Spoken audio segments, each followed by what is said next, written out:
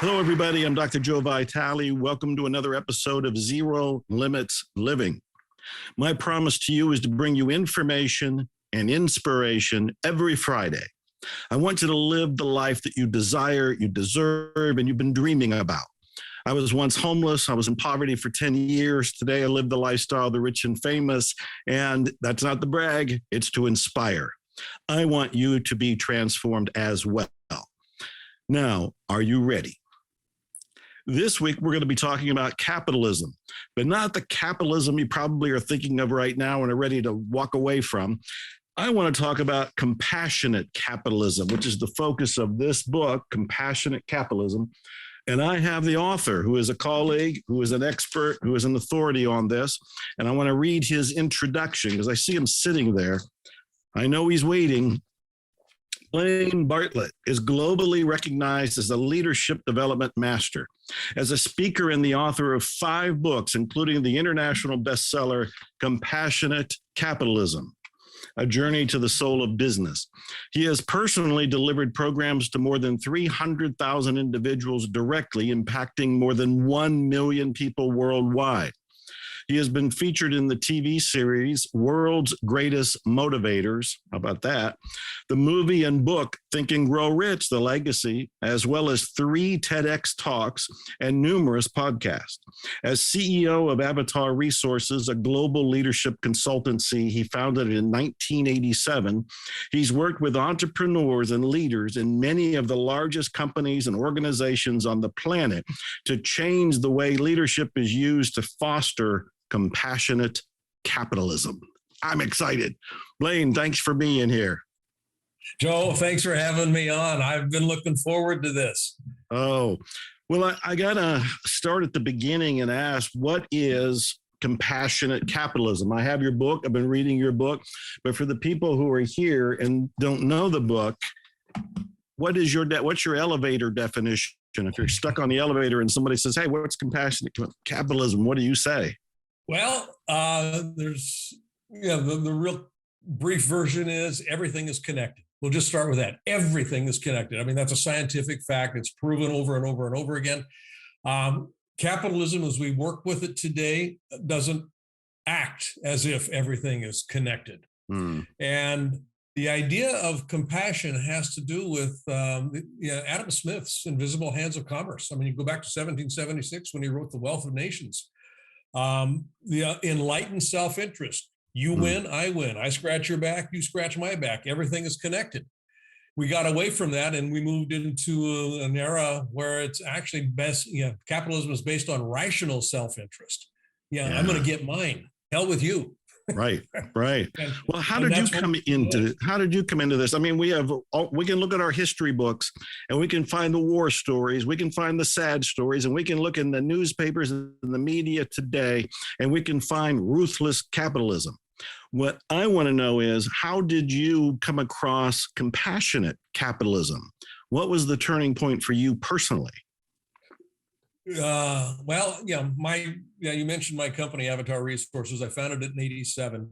I've been working in business, since I was knee high to a toadstool. I mean, I'm an entrepreneur. I've been out there kind of like you. And it occurred to me real early on that most businesses are toxic to the human spirit. They require people to conform. They require people to fit in. I mean, just the notion of a 9-to-5 job.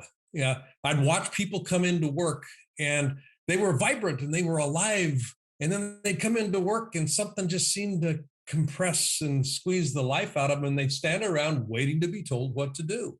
Give me what's my marching orders? And then at the end of the day, the whistle would blow and they'd go home and all of a sudden they're alive. They're laughing. They're joking. It's kind of what was going on? And the idea that a business, an organization, could do that was antithetical to how I thought life should be lived. And honestly, Joe, we got away from what the notion of business actually is, or what the purpose of business is. Most people think the purpose of business is to make money, or to deliver a service or a product out there. The purpose of business is to enhance the possibility of thriving for all life on this planet. That's the purpose of business. Wait a minute. Wait a Yeah. minute. Just stop right there. I would say that if I stopped or called any business right now, they would not agree with that. They would all say their focus, their duty, their calling, their obligation is to make money. Yep. Wrong, And wrong. wow. Did we have it right at any point? Because you said we lost our way. Did we have it right somewhere in the beginning and we lost our path? Yeah, I mean, you go back to trading economies. Nature has been a fascinating teacher for me. You walk in nature and you look around and you really pay attention. There is nothing in nature that serves as a center of accumulation. Everything in nature serves as a center of distribution in some way or another. Mm-hmm. And when we got off the rails, we started thinking, and this is, the whole idea of rational self-interest. I see myself as a center of accumulation because, and this is where competition really comes into play here. Competition is predicated on a mindset of scarcity. Yeah. It is. It absolutely is. Mm-hmm. When you start looking at how nature functions, nature's predicated on a consciousness. It literally is a consciousnness of abundance. Mm-hmm. It's an abundant. Everything serves as a distribution center. Now, unless you're a squirrel, I've had. You were brought up on a farm. You've seen squirrels. Squirrels go and accumulate, don't they? Go and stock things up. Well, they do, but it's got a timeline on it, and it's stored for use. It's not stored just to hold. That's the distinction. Beautiful. Let me interrupt you again because I'm going to interrupt you a lot here. Good. Partly because I'm so fascinated by you and what you do, and I've been reading the book, so I've got questions about it. Plus, there's things going on in the world that I want to bring up. Plus, I'm trying to be a mind reader to my own viewers and ask the questions I imagine they're asking. So you just mentioned abundance. In the book, you're talking about scarcity. Now, scarcity and abundance are things I write about and talk about. You say something very interesting. I'm not going to be able to quote it exactly, but you can explain it. You say scarcity cannot solve itself, but abundance can absolve scarcity. Am I saying it right? Scarcity by itself cannot solve itself, but abundance can take care of scarcity. Abundance can scoop up scarcity and dissolve it. Basically, you're talking about two paradigms. Yes, a paradigm yes, of scarcity yes. and a paradigm of abundance. The paradigm that has the capacity to absorb the other will be the dominant paradigm. This is true in nature. Nature's paradigm is abundance, and it absorbs the notion of scarcity. Man, and I say man generically here, when we're looking at how we operate our business and actually how most people conduct their life, they don't have a mindset of abundance. They've got a mindset of scarcity. They look around and they go, well, God, my bank account says, this, and all of a sudden it's contractive. Every one of us is an idea. Business is an idea.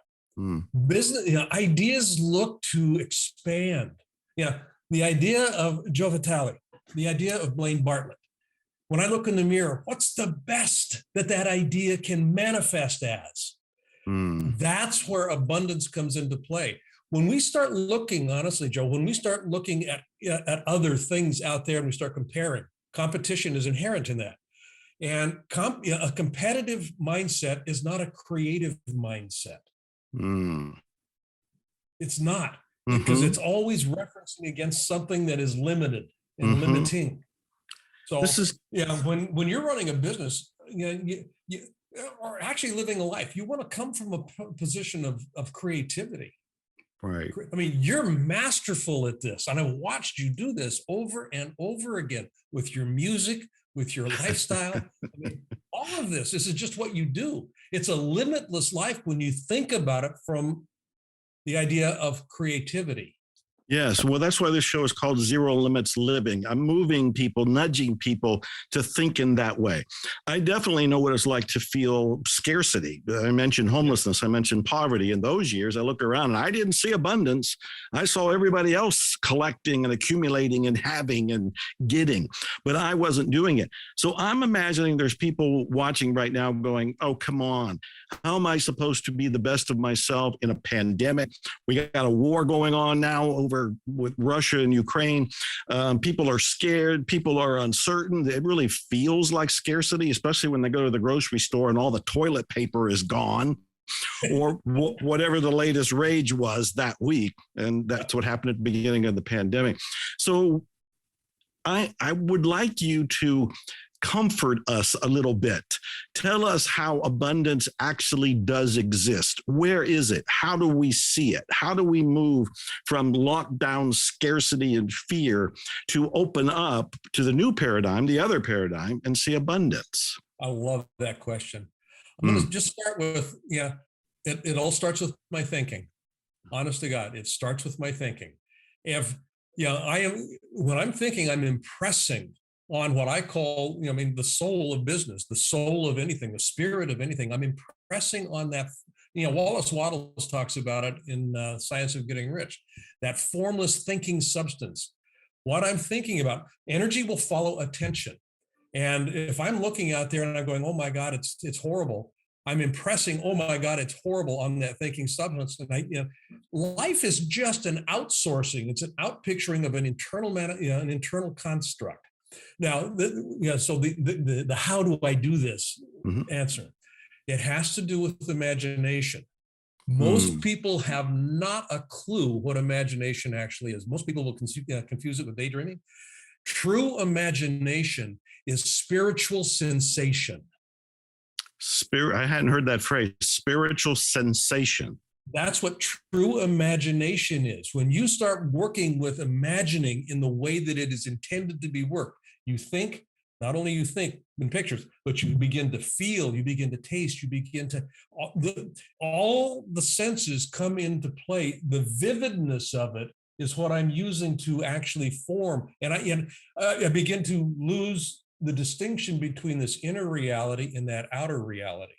That inner reality begins to manifest itself externally. My imagination is boundless. That's so when you're looking at where does abundance source from, it sources from imagination. I love this.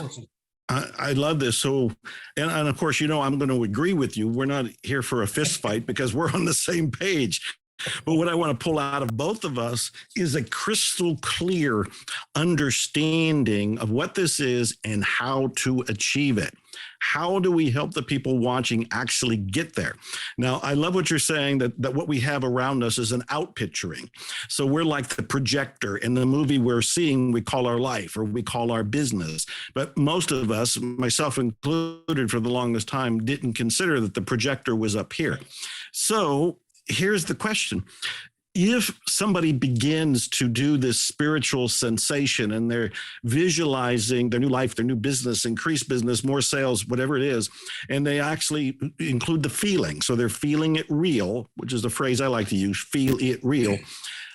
How does that actually change the outer? Is the outer just plastic? Are we just molding it? How does it actually get changed? It gets changed through action. It does get changed through action. It's not just enough to imagine it. I use imagine in the sense that we were just describing it here, in the visceral sense of it. It's not enough to do that. I actually also have to take actions that are consistent with that. Consistent with that imagining. So, and again, where you've actually found yourself living today, you took actions that were consistent with that internal ideation. So when I see myself in the mirror, I see this idea. What's the greatest manifestation? What would that person in the mirror walk like, talk like? Who would he or she associate with? And it's not huge things. It's small incremental steps. Small incremental steps that are consistent with this ideal that I want to put in motion. So forgive me for saying this because I'm saying it for the first time ever, but it seems like you're talking about a practical mental illness. Let me explain. A practical mental... I know exactly where you're going. A practical mental illness, because we're sitting here in this current moment, 3D reality, and we look at our checkbook and we look at the sales material and we don't see what we want. So in our mind, we start to vividly imagine and spiritually add the substance. And we feel that now we're living in the new house. Now we are wearing different clothes. Now we've got more money in the checkbook and the sales are coming in. And so we lock that in. We lock that in. And the next things we have to do are the baby steps in the direction of either fulfilling that or as if you already had that. But as you're doing this, and this is my question for you, Blaine, as you're doing this, don't you have to shut at least an eye to current reality? Because you're telling yourself I'm not staying here. I'm going there. Yep. You got to pretend you're already there. Yeah. In the scriptures, there's a phrase, leave all and follow me. Leave all and follow me. What that speaks to, I mean, think of Lot's wife. Yeah. The metaphor in the Bible here. Mm-hmm. Salt reifies, salt preserves a certain state of being. Mm-hmm. So the admonition of leave all and follow me has to do with don't fixate on external, mm-hmm. quote unquote, reality. Mm-hmm. Leave it and follow the idea. Follow that idealized, and I don't mean idealized in a sense to minimize the power of this, but that mm-hmm. idealized vision. Follow that vision.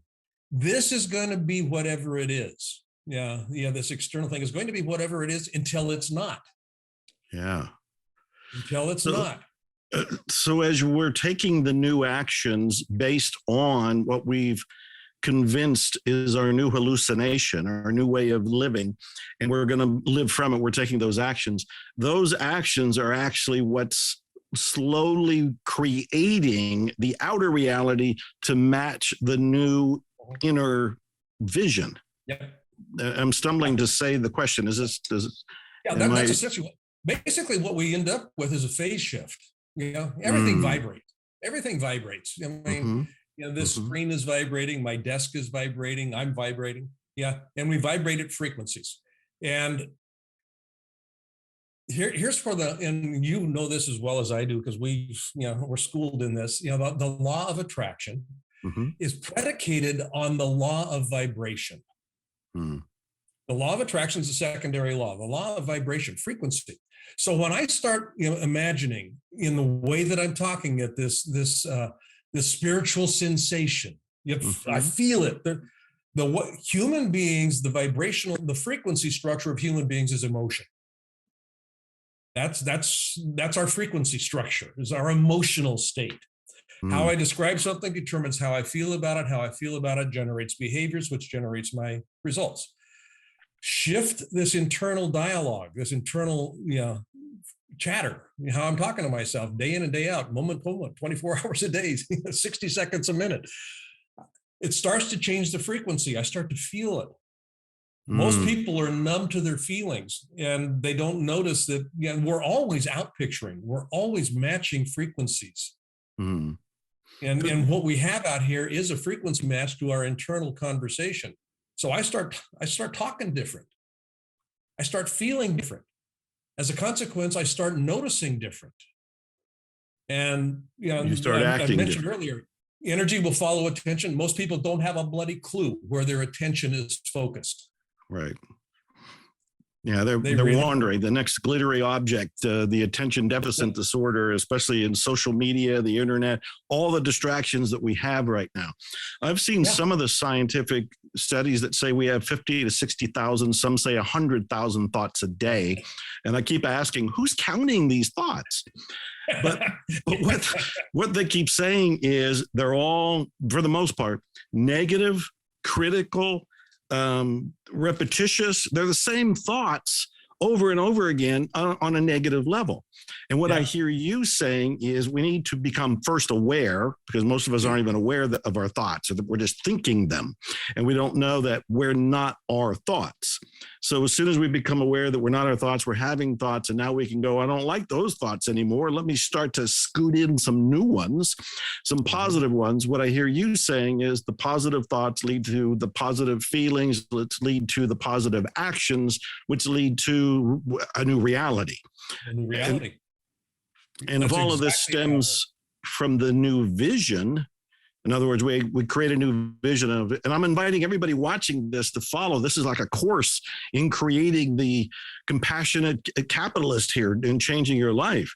So you begin with this vision, as you're describing it here, with the vividness of reality, as if it's already done. Neville said, live from the end, live from the end result. So whatever the vision is, you start living from it. So you think from it and you act from it. My next question would be, can people do this alone?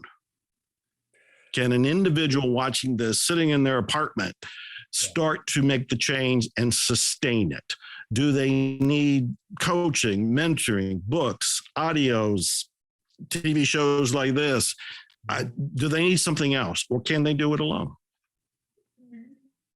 The simple answer is yes. The practical answer is wow. Why would I want to?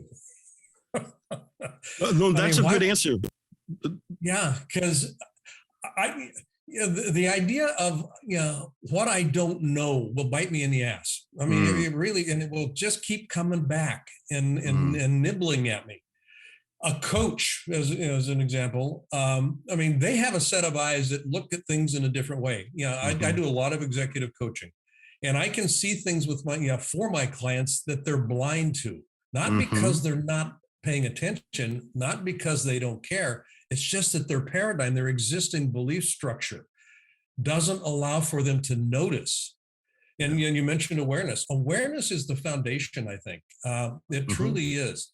An increase in awareness increases my choice-making capacity because I see more possibilities. But I can't increase my awareness if I'm in the box. Right. I can notice that I'm in a box, but it doesn't shift anything. Well, I totally agree. I have myself noticed that when I work with a coach, which I've been doing for 20 some years, different coaches over different times, but that's when I've had my most breakthroughs, is that I don't see my own stuff. I don't hear my own beliefs. Right. I read a tremendous amount. Those are real books behind me, not some sort of green screen or something. Those are real books. I got books all around me here and all over there. By reading, I do have ahas. I do have awakenings. I do have insights. But it's when I work with a coach, a mentor, somebody who can repeat back to me some of what I have said that I didn't really hear, then I start to realize, oh, that was a limiting belief. Yeah. Oh, that was one of the things keeping me from zero limits living. Yeah. So do you have a story of having been a coach for somebody and they had a breakthrough? There was an insight. I'm looking for an illustration of the very thing we're talking about. Is there one that comes to mind? Yeah, actually there is one pretty simple one. And it's, I was doing, I do work in a lot of different areas, and I was working with a hospital system pre-COVID and with the executive team, and there was a new CMO, chief medical officer, that had been brought in. And this was the first time it was a young woman, she's now in this position of seniority on the executive team.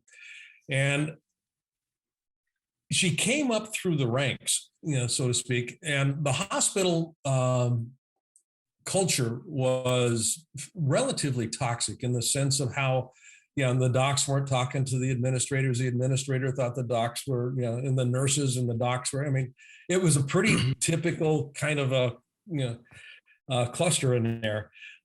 She came out of that medical area where the thought was, this is kind of screwed up. We go, we go along, we get along, and we end up, doing what we need to do. And well, in her office, and I was coaching her, and in her office, There was, as you walked in, there was a wall, and she had put up a poster on the wall, intended to be a motivational poster. And the poster, I forget the exact verbiage on it, but it was essentially a picture of this downtrodden sort of an individual and saying, I know it sucks, but you're in the right place. I mean, that's essentially what this, and I looked at that the first time I walked in there, I was just struck by it. And I invited her to come outside with me and to just, I said, imagine you're coming into this office for the very first time. I want you to just describe to me the process and what your brain picks up as you walk in. So she walked in and, she looked around and says, I don't know what you're asking me to do here or anything else. And I'm going, well, what do you see? She says, well, I see my receptionist desk. And I'm going, yeah, that's good. I said, and looked around and say, well, I see the carpet. And I'm going, yeah, what else? The very last thing she noticed was this artwork. I mean, so far out of mind, out of awareness. And I said, in the artwork. And I said, well, what's your thoughts about the artwork? He says, well, I kind of like that thing because, I picked it out and I thought it was kind of a nice little commentary. I said, commentary, that's an interesting word that you're using there. What's the commentary? What's the message that is being sent when people walk in? This place sucks. and what's your role again? Yeah. So yes, and it was like a ton of bricks fell on her. She said, oh my God, I'd never even thought about it in that way. So it was that kind of a thing. And what I found, and I imagine that you found this to be true as well, when I can use others, when I can use my clients' language, yes, and mirror it back to them, it has so much more impact and so much more power as an opening, especially if it can be reframed and recontextualized against for the sake of what that they say is important. What am I trying to achieve here? That's a beautiful example. I would say that people can change on their own, but it's an uphill battle. And as you pointed out, why do it that way? As you started by saying, we're all connected. And so we have resources. For me, one of them is books, obviously audios. Today we have YouTube. There's all kind of information that is for free. I have found the most profound results come from working with a coach. And that's why I started a coaching company. It's miraclescoaching.com. And of course, you're acting as an executive coach to people. My quick story, and I think I've told this before, but only take a second. I was having lunch and we were talking about affirmations. And the woman at the table said, I tried affirmations. Affirmations don't work for me. And I paused and then I looked at her and I said, do you realize the statement, affirmations don't work for me, is an affirmation? And I saw her face. It froze for a minute because she was like, hit. And this is what happens because we live out of our beliefs and we don't recognize them as beliefs because it's our reality. When somebody points it out, then we might have the aha and go, oh, wait a minute, if that was an affirmation and I'm affirming that they don't work and I'm saying they don't work, what if I affirm that they do work and start to go in that direction? And so I'm totally agreeing with you. And what I'm trying to do is help the viewers understand that you have to look at your beliefs. So you have to become acutely aware of what you're thinking and usually the negativity around them. And often it's good to have some help. You were in the movie, The Think and Grow Rich, the Legacy movie. I'm a huge fan of Napoleon Hill. I have all of his books, including signed copies. Some of them are behind me. And in fact, another book just came out, The Positive Influence, just like he's writing more after he died than he did when he was alive. But he talked about having a mastermind. Yeah. And a mastermind is a group of people. It could just be a husband and wife that's a mastermind, but usually it's around 6 people. Do you do masterminds? Is that something that you've endorsed, talked about, participated in? Yeah, absolutely. I've been a member of masterminds. I've had coaches for most of my adult life. I run 2 mastermind programs already. One of them's both of them are year-long masterminds. They've got different focuses. They're both, looking at leadership, but have different application pieces to them. Okay. I love mastermind programs because here's why a mastermind works. from my perspective. Not only is it a collection of, as Napoleon Hill said, when we start getting more minds together, it creates this third mind. Yeah. Third mind that colloquially became known as the mastermind. Our behavior is habituated. And like you were saying, we don't notice our belief systems. Research shows that 95% of our behavior is out of sight, out of mind. It is patterned behavior. What a mastermind can do is it can help me interrupt the pattern running of my belief systems long enough for something else to be dropped in. It was kind of like the example I gave with this CMO, this chief medical officer. I interrupted the pattern long enough to have an awareness drop in, and then it can take seed if it's nurtured well enough. But what I found, how do belief systems get developed? Well, they get developed over time. Paradigms, get developed over time, and it's through repetition. I see something, it gets reinforced. I see it again, it reinforces. It's kind of, oh, that's just like, and then all of a sudden I've got this belief system that now this is the way I structure my life. In order to interrupt it is one thing, but then to change it, it takes repetition. Yes. And that's what a mastermind provides, is repetition. And I typically will run them for about a year.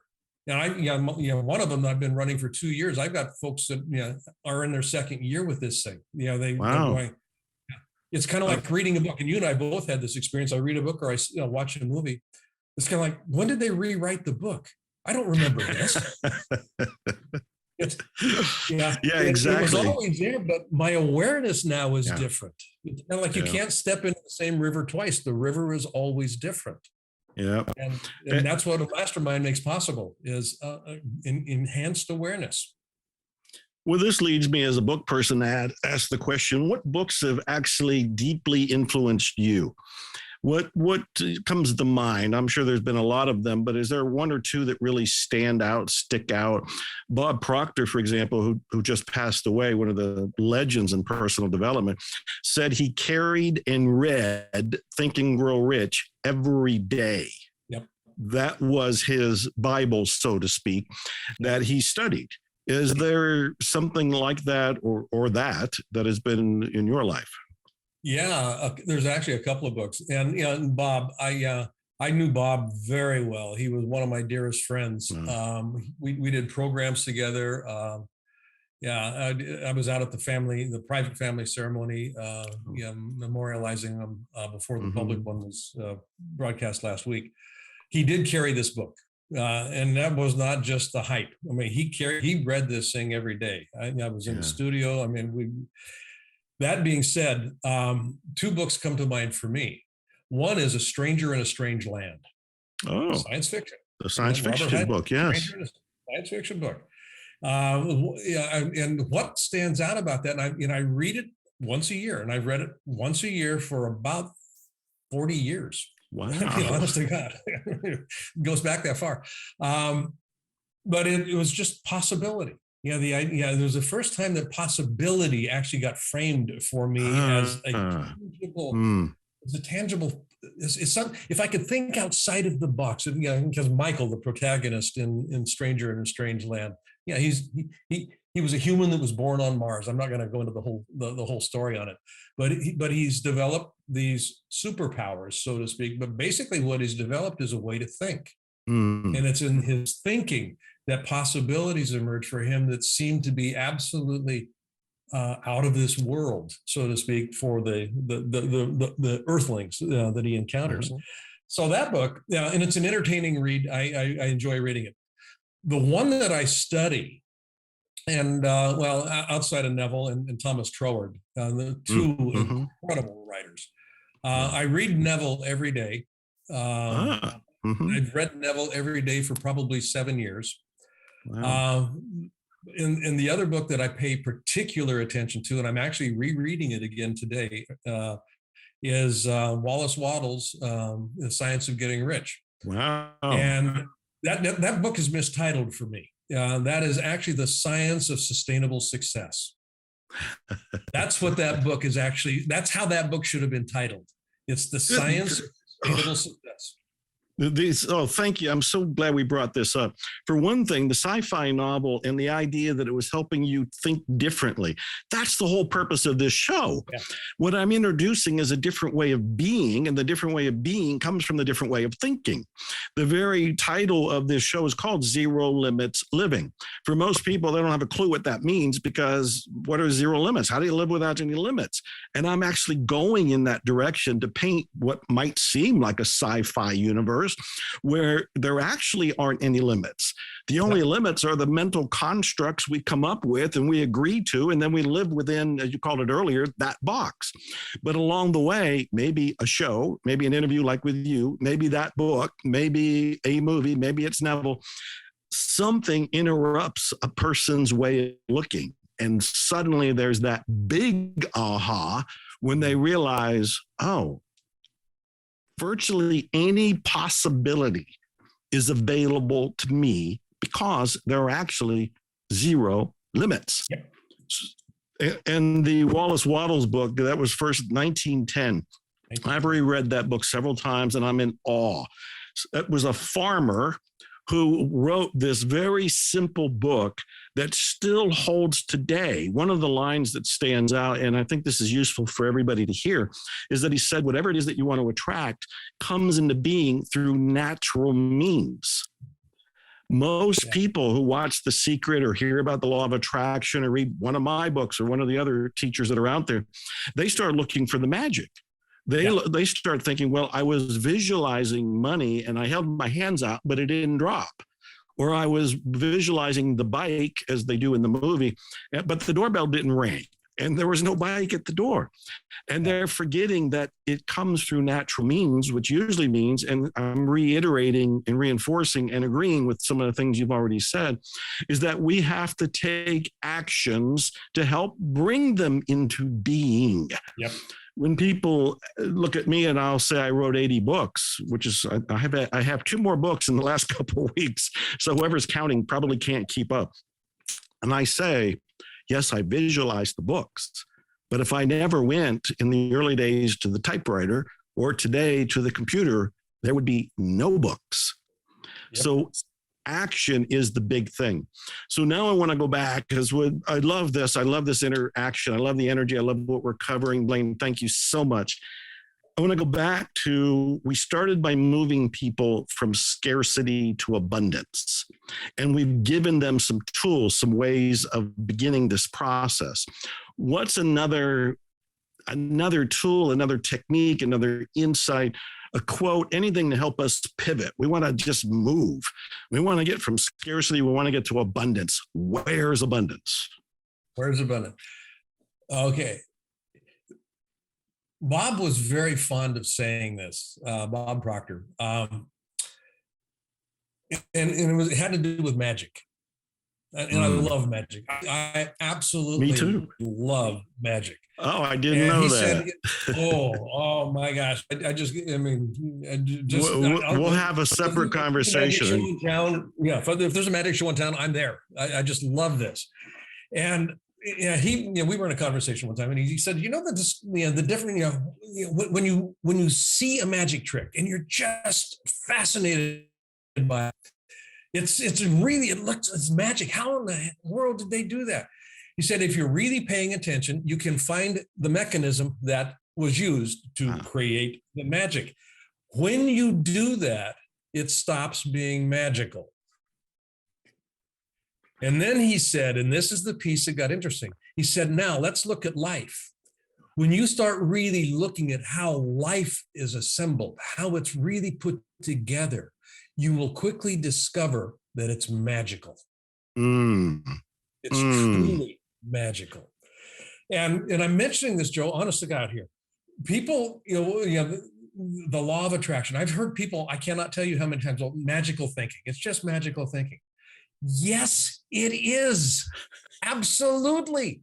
Do not denigrate it. And it needs to be coupled with magical action. When you couple magical thinking with magical action, you've gotten magical results in your life, and you move beyond limits. Yeah, you really have.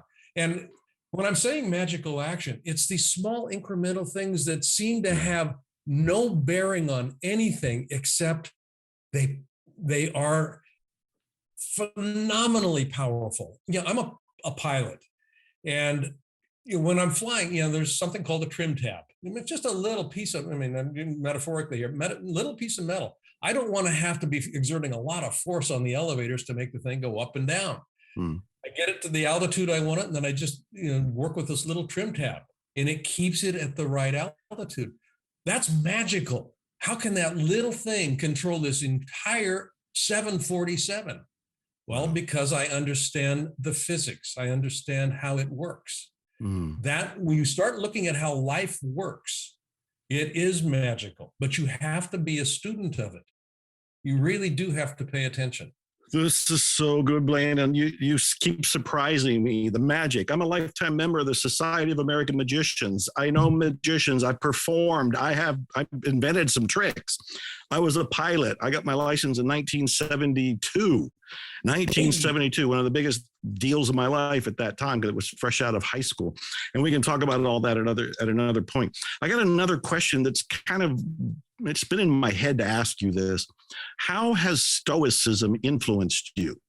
And I'm asking it because I watched one of your TED Talks, and you mentioned Seneca right at the beginning of it, and you had quoted Seneca. And then in the bottom of your last 3 emails to me, you had the little Latin phrases there. One was, because I didn't know that one, carpe vitam, which was seize life, memento mori, you've had that one. And the one I like is memento vivere, which is live now, live this moment. How has Stoicism affected your thinking, and especially when it comes to compassionate capitalism? Oh, great. I love that question. I've never been asked that question. Love it. Thank you. You're welcome. The Stoics are a fascinating, just philosophy. Everybody has a philosophy of life, whether they're aware of it or not. For me, it was a conscious choice to begin to pay attention to the Stoics and how they actually navigated life. Talk about the magic of life. And one of the things that has been so important for me in my life is not being captured by what I think reality is saying I should be.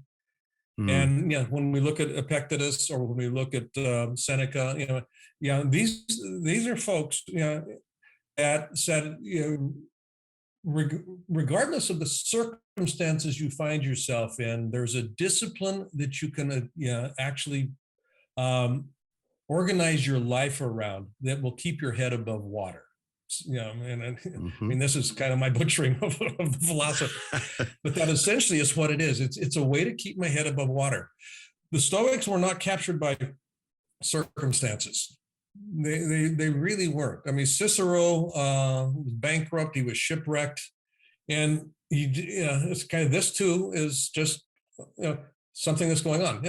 Michael Beckwith is a great Stoic philosopher. He doesn't know it, but he actually is. It is what it is. Harvest the good, forgive all the rest. It is what it is. Harvest the good, forgive all the rest. That's good. That's Stoicism in a nutshell. That is really, really good. Now, we were talking about getting back to the abundance, and all of this is around the idea of abundance and what we're seeing, we're creating. Is there another insight, technique? I'm inviting you to help us with anything that comes to mind that can really lock in for people. Because I'll give you a moment to think, and I'll stumble around my question for a second. Okay. I'm thinking of the people watching, and they're getting excited, and they're thinking about they can live differently. And the whole show, Zero Limits Living, it's pointing them in that direction. And we're talking about compassionate capitalism. We're giving them ways to think differently, which will lead to acting a little differently and starting to get new results. We mentioned things like the books they can read. We talked about getting a coach. What else could accelerate the process of transformation? The first thing that comes to mind is gratitude. Oh, yeah. Yeah. A practice of gratitude. Here's an interesting take on this. Newton's second law of motion. For every action, there is an equal and opposite reaction. Mm-hmm. Okay. So here's how gratitude works. Gratitude is not just, oh, I'm grateful. I start being grateful for what I not only have, but I also begin being grateful for what I'm imagining myself living as. Okay. So I'm grateful. I'm so happy and grateful now that, and then fill in the blank. And that has to do with anything and everything that I imagine my life being. Now, what's going on here? That's an energy. Gratitude is an energy. And I've got a daily gratitude practice. Every morning, without fail, I'm writing. Every morning, I am so happy and grateful now that, and it's all focused on this ideation, this imagining. The imagining in the sense that it's a spiritual sensation. I feel it as I'm writing it. That impresses on the universe. That energy goes out. Every action has an equal and opposite reaction. Gratitude going out will cause the gratitude. It's a that's motion. good. It's an energy, and it will. That energy has a reciprocal analog to it. It comes back. It comes back. Now, there's an ancillary piece to this. It's really interesting, and actually, Wallace Wattles does talk about this. Gratitude builds faith. Gratitude builds faith. Gratitude, I have faith. When I work this, without gratitude, faith will begin to disappear. Without gratitude, faith will begin to disappear. Interesting. So if you want to have faith that your idea will manifest in physical form, gratitude is the mechanism by which you actually generate that. That's the flywheel. That's the flywheel. And it actually can be a perpetual motion machine in one sense. Okay. And I use that with compassionate capitalism. I mean, realistically, quote unquote, as we look at the world today, businesses operating from a compassionate platform, it's utopia. Oscar Wilde said, and I love this from Oscar Wilde. A man noticing that there's a shore out there that looks attractive will set sail, and landing on that he called utopia, stands on the beach and looks out again and sees another land that looks utopiastic. Progress is the consistent and continual realization of utopias. So for me, compassionate capitalism is a utopiastic vision. It truly is. Businesses acting as if the purpose of business is to enhance the quality of life for all. That is utopia. And if businesses, they'll make money. They will. People will be knocking on their doors. But and I'm grateful now that businesses are operating from a compassionately capitalistic perspective. And I'm seeing more and more. In the exercise you're describing, I just want to make sure we're all clear. You are grateful for what hasn't happened yet. It's already happened. I just haven't arrived. Yes. So in your mind, you're doing the full sensory experience that it's already happened. Yep. And as you're writing it, you are grateful for what has already happened. Mm-hmm. But in this current outer 3D reality, it hasn't quite happened. Yeah. Correct? Yeah. I look around and I go, it's not here. And I'm going, well, I'm not going to get captured by that. Leave it and follow me. Beautiful. So beautiful. I drive my wife crazy with this meme, this saying, because we've got big dreams, and we'll both sometimes get a little bit, and so I say, it's already happened. We just haven't arrived. Yeah. Everything's invented twice. First as an idea, and then second in physical form. Right. It's already here. I just haven't vibrationally reached the point where it will manifest in my experience of reality. How long does it take? This is a question I get all the time. I'm sorry. However long it takes. It takes as long as it takes. Yeah. See, that question is born out of ego, and ego is the cause of people's experience of limits. Oh, wow. So that question, when you start to ask that question, how long does it take? You're coming from a position of scarcity by definition. Mm-hmm. There isn't, it says there's a linear time. There isn't a linear time. There's only now. There's only now. I just haven't arrived in the now funnel. And just live as if it's already real. If it's already here. Yep. So let me, in the short time we have left, and this is a phenomenal conversation. I love your energy. I love you. Thank you for making time. I got 2 or 3 questions for you, real brief. One is, what's the question you don't want anybody to ask you? Oh, that's a great. That question. That's a good answer. Honestly, God, I mean, I can't think of a question that I wouldn't want somebody to ask me, because questions serve 2 purposes. One is they obviously provide an answer to somebody that's inquiring, but they also set me in a direction to go look for an answer. And if I don't know the answer to something, I'm curious. So if I get a question that I'm not expecting, it's kind of like, wow, that's a direction I've not explored. Let's go see what's under that rock. Beautiful. And another question would be, what is the question you wish somebody would ask you? The question that I wish people would ask is, what does it mean to be alive? Well, Blaine, what does it mean to be alive? That's a good question for you to answer for yourself, because that's what you will build this idea of who you are on. So you want to be careful how you answer that question. Yeah. Mm-hmm. And the I that asks that question almost always is an ego-based I. Who's the I that's asking the question? Who's the I that's asking the question? There's a meditative koan for you. Who is the I asking the question? Take that one in, folks. Blaine, how can people reach you? Where do you want them to go? Obviously, we've been talking about one of your books, The Compassionate Capitalism. I bought this one on Amazon, so I know it's there. What else? BlaineBartlett.com.